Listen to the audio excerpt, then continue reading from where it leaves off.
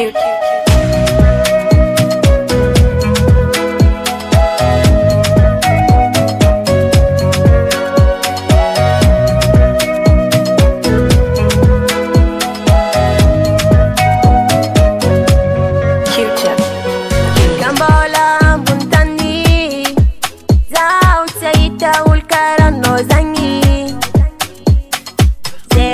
Kwano yuma haraka bat kuzamana nganoro maringisa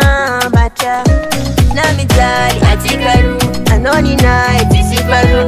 namiyadi na maru musaka ngafo atika tifangafu namizali atikaru anoni na etisifaru namiyadi na maru musaka ngafo atika tifangafu namino naeza kunikia ona rekika banga mari na mielo tati sivitaka namino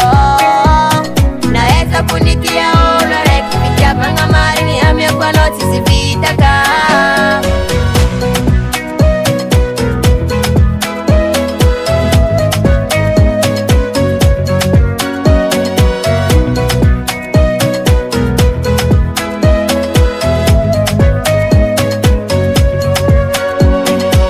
Atonolu lef kazau komyala anoro vat kitiagu Matukisa fatison kafo anozarek fongat fokatu Mananga nozaro mananga vatu Antikarete nga ifanamad Abiodanga nozeng atok fuatu Angalak chudana mitali Antikaru anoni na itishifaru